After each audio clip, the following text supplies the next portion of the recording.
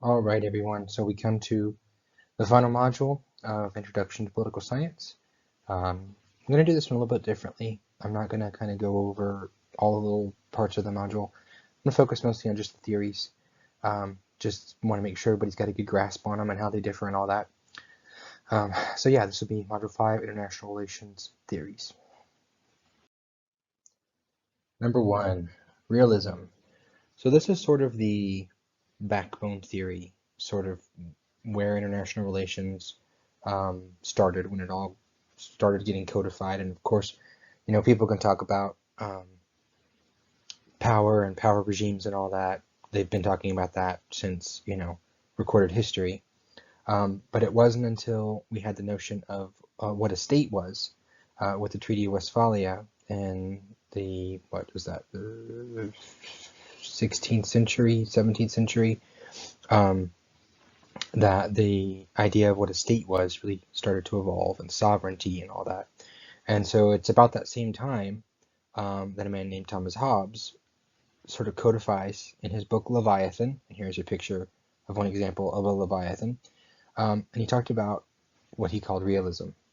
And at the time, basically he was just saying that there was a theory that states behave like people, and there's a human nature aspect here, and that people are inherently selfish, self-centered, out for their own benefit, want to maximize, their power, their profit, all that kind of stuff.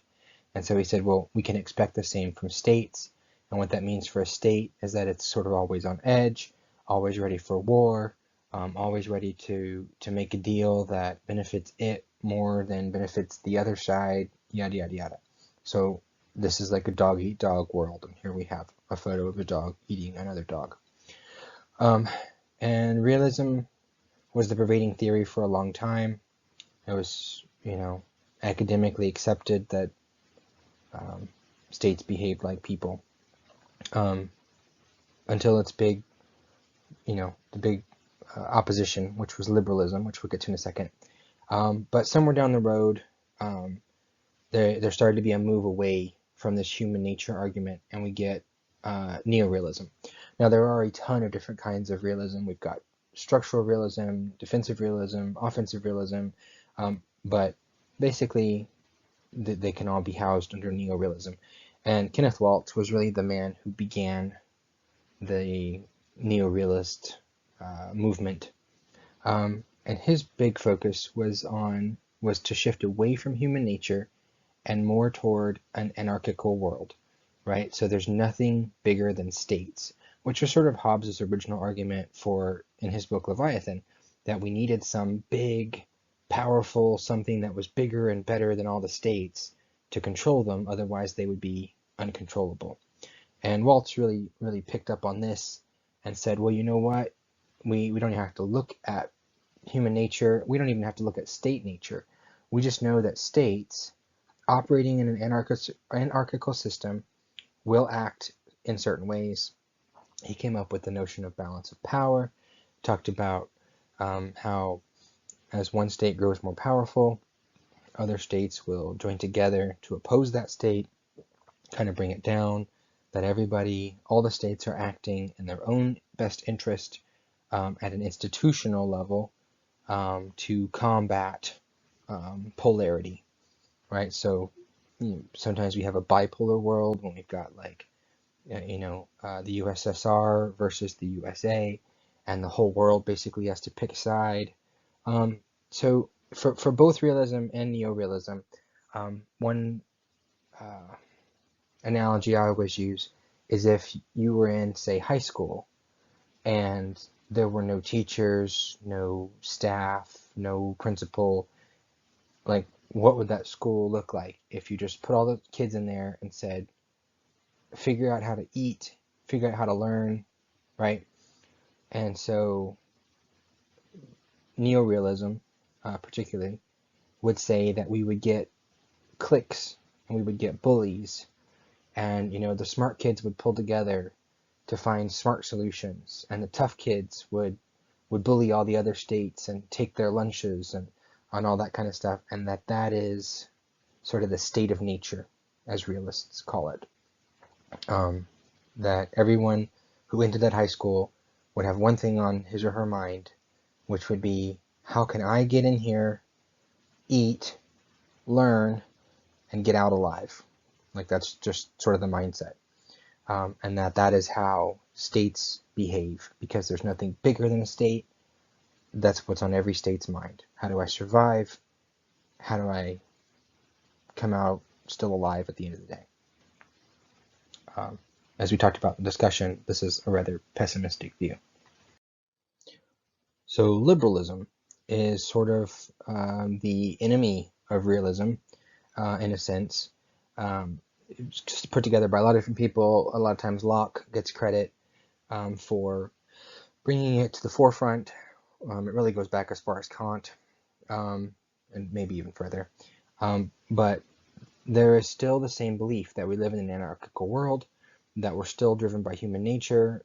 But here in liberalism, the belief is that we have an inherently cooperative human nature, and that people tend toward cooperation, tend toward mutual benefit, that they work together, that they come up with social contracts, rules, that a school with no teachers would establish some sort of governance of some kind, and that there would be rules put in place, and that there is enough inherent goodness, basically, in nature, that people would look out, that stronger people would look out for weaker people, etc., etc., etc. So it's kind of antithesis of realism, but not really. It still believes in the same human nature, the same world order, and all that. Just that people don't behave like rabid animals. Neoliberalism kind of took liberalism and bumped it up a notch, and said that part of the reason that states behave the way they do is, again, remove that human nature aspect. Let's talk about politics. Let's talk about states.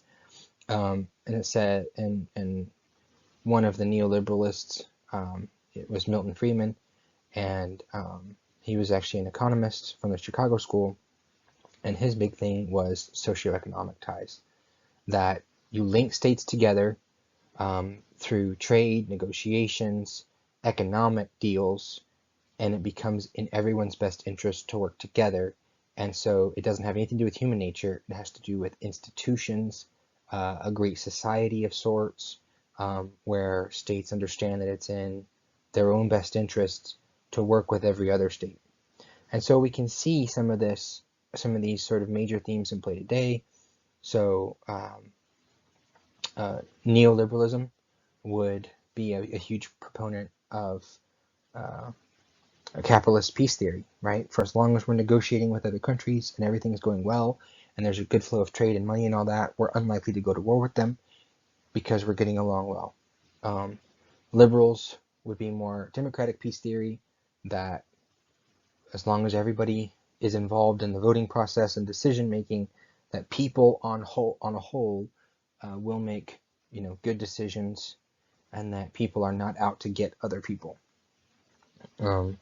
So it's these sort of liberal and neoliberal ideas that give us things like the European Union, the United Nations, League of Nations, right? That the states get together and say, you know what, let's find a way to create something bigger than us, to give us some security. And that's really what it all comes down to for both realists and liberals, is this a sense of security, one way or another. Also want to throw out there, don't confuse this liberal with like 4 other kinds of liberal. This does not mean that you like a lot of peanut butter on your toast when you have peanut butter toast, nor does it mean that you vote for Bernie Sanders. It means that you believe in a cooperative, international, human interaction of states. So I don't know why political science has so many different definitions for the word liberal. So just keep that out there. All right, now that we get past the big 2, the theories become far more interesting. I can kind of go past them a little bit faster too, because they are a little bit newer. So one of the big contestants against liberal or realism would be constructivism, and Wundt was made famous when he said that anarchy is what states make of it. So there was this whole argument that the world was anarchical and that there was nothing bigger than states and yada yada yada yada. Constructivists say there's no human nature, there's no state nature, there is nothing that, no way that human beings tend to be naturally. That everything is constructed. All of society is made by society to further society. It's sort of got that Hegelian method, right? So we've got like a thesis and then an antithesis and then sort of a synthesis, right? So we say, like a constructivist would say, how do we get, women to vote back in the early 1900s? Well, there's nothing inherent about women having the right to vote, but there's something inherent about them not having the right to vote.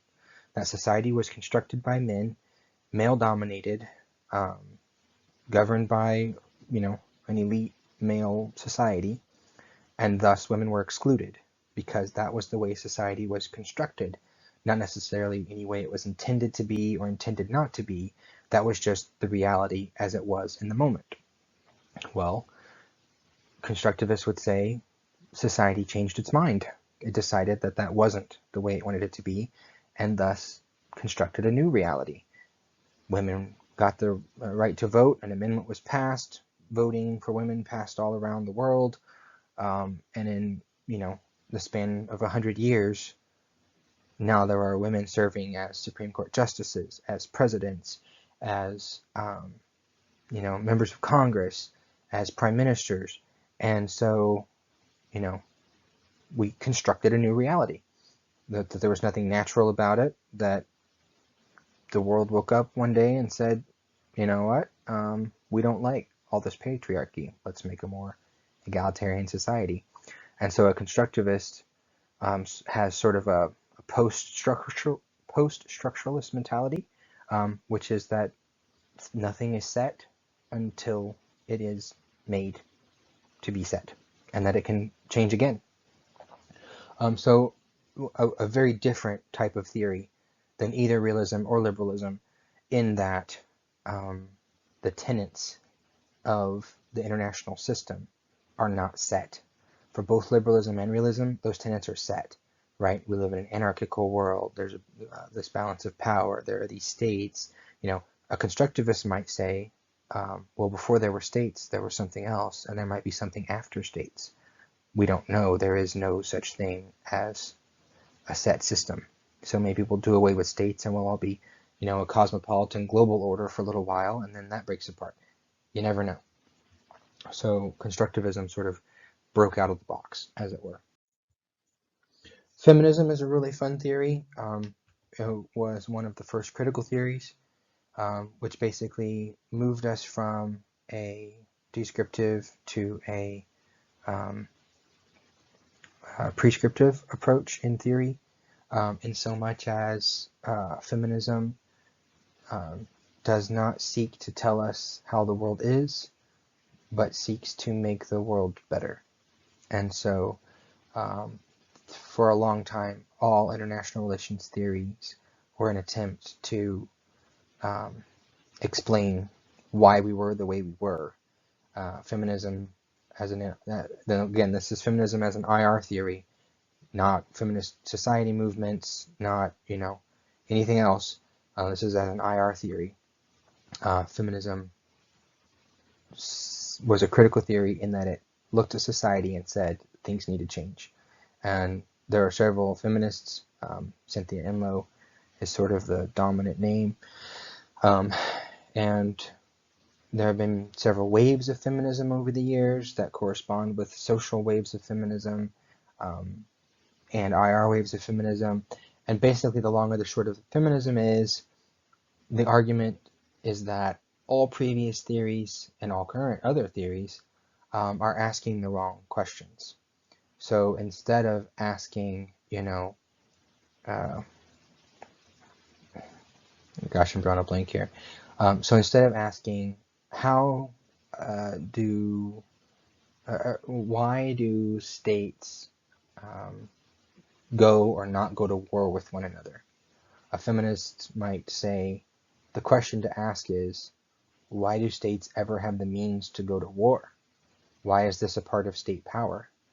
Let's, do away with armies and military, because that is a sign of the previous patriarchal, militaristic, interventionist society that we don't want. And so the question then is, why are we doing things the way we've always done?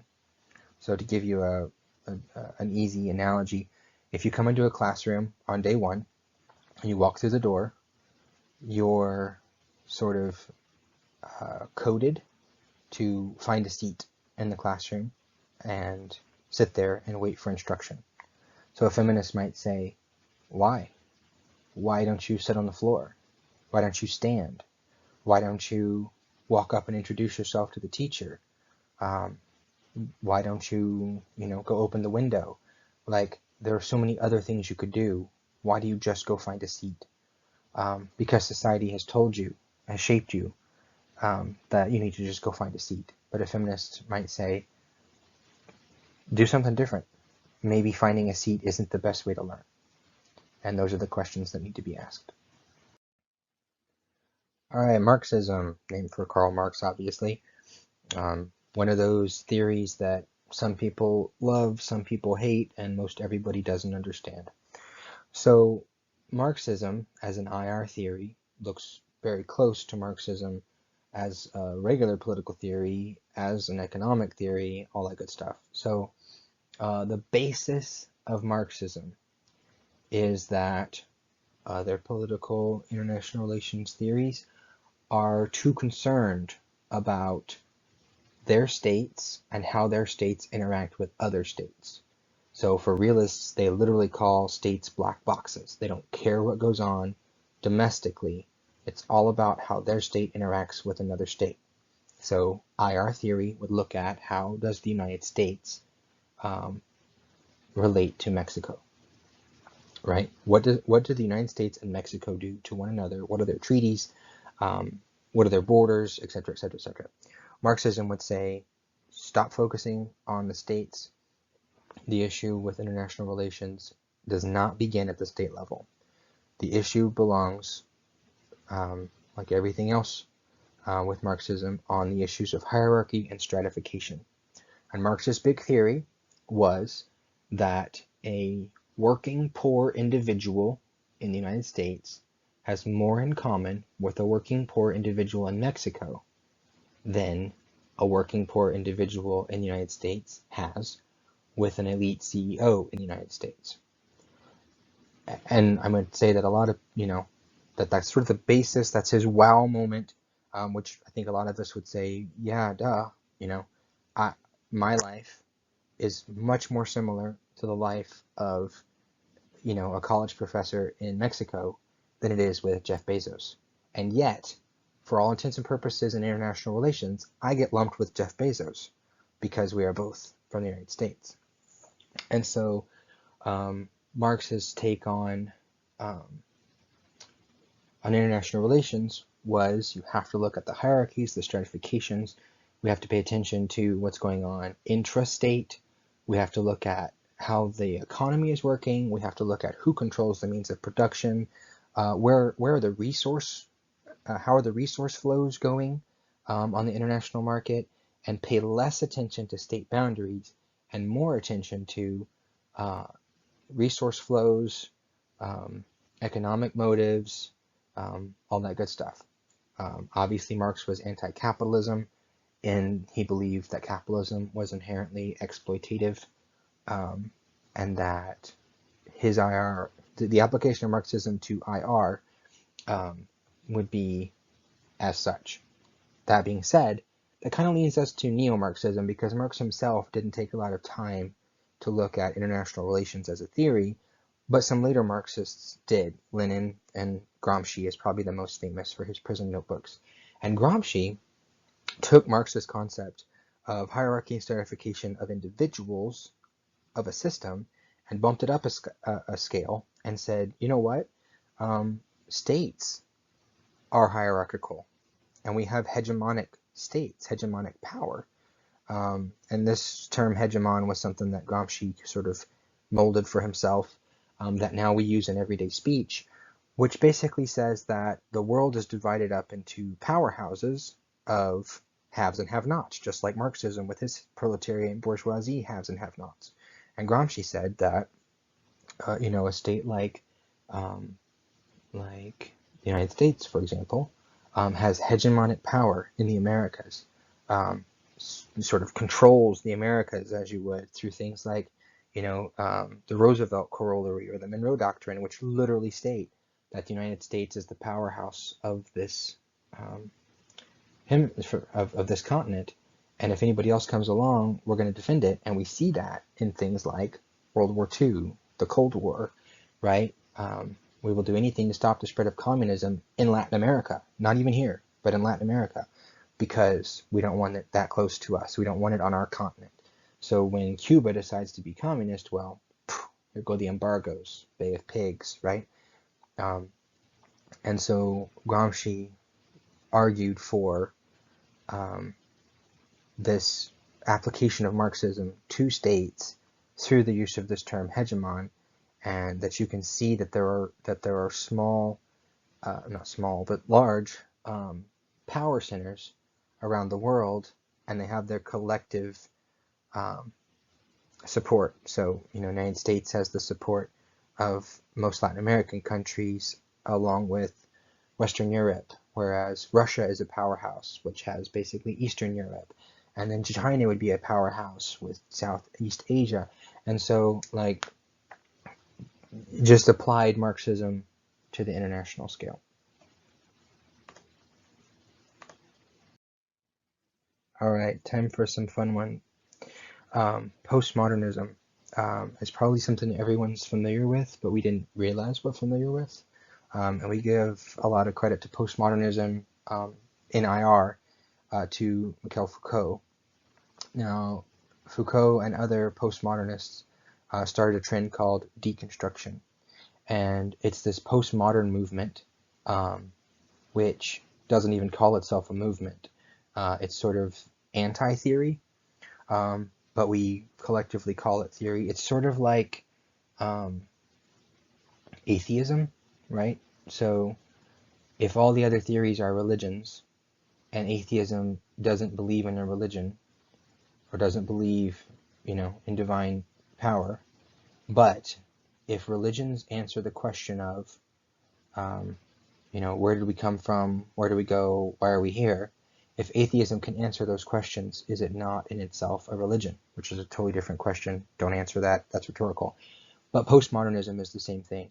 Postmodernism is a movement that does not call itself a theory, but it answers all the theoretical questions. It is a deconstruction theory, which says that there is no theory of international relations, in that there is nothing fixed. The big move that you probably are familiar with in postmodernism is the move away from absolute truth and absolute reality. So, for example, the saying, if a tree falls in the forest and nobody hears it, did it make a sound, is a postmodern question, because we now understand that sound has to be registered by our ears for it to be a sound. So if nothing registers the sound, then was there sound? And so objectively, big T truth, big R reality, you might say, yeah, it made a sound. But if no one heard it, then was it a sound? And the same is true on the IR field, that there's no objective truth, there's no right and wrong, there's no clear-cut anything. A postmodernist would look at every example, every issue, and look at it through multiple perspectives, multiple lenses, and say, well, if Rwanda opts to go through and have Hutus and Tutsis in the same state and one is slaughtering the other, then should we call that a civil war? Or should we call that a genocide? Or what is that? Has that ever happened before? Will it happen again? Like, we have to look at the situation, look at the specifics of the state in question, what's going on, and then we say, oh, you know what, from a postmodernist perspective, the state of Rwanda was created by European invaders. It's not even really a state at all. It's just two warring groups of people who had borders put around them. And so it's these sort of ideas of postmodernism that question everything, take away the idea that there is an objective truth to anything. All right, I'm going to keep English school real short. It's sort of an older theory. Probably should have put it closer at the beginning. Hedley Bull was one of the main founders. English school is a little bit unlike, it's a little bit like realism and liberalism because it came from about the same time era in its development. Well, the neoliberals and neorealism. But English school believes in a society of states. So English school is set apart from the other quote-unquote foundational theories because it does not believe in an anarchical world.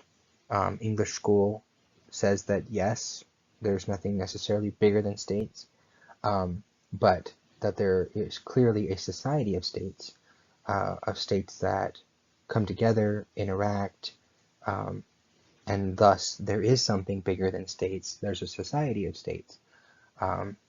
And so they're sort of a different theory in that way because they're not, they don't fit with all the other theories, all the other descriptive theories, that is. So yeah, I'll stop it at that for now. They're not too well spread anymore, but they were one of the original, they're kind of like the Tea Party, right? Like, or the Whigs, you know, like one of the first theories that got us thinking, well, maybe the liberalists and realists aren't necessarily right. So that's kind of their big contribution. There are still a few English school scholars out there, but not too many. All right, so that was just a handful of some of the most popular international relations theories. There's a whole bunch of them out there. Those are sort of the big players. But there's all sorts of international relation theories and all sorts of spin-offs. We've got neo-Gramscianism, we've got Marxist-Leninism, right? So yeah, everyone sounds right when you hear it the first time. And then I move to the next one and you're probably like, oh no, that one's the right one. And they've all got their appeals, and I think for the most part, most of them, you're like, yeah, I can see where they're coming from. So it really makes you wonder, right? Are they all right? Are they all wrong? Maybe they all got part of it right. I really do think in my mind, I kind of see them as like different religions of IR. And I have sort of the same questions for them as you might have for different religions. They all kind of have their golden rule. They all sort of have their general commandments, right? But just little things that make them different that you're like, kind of head scratch on that one.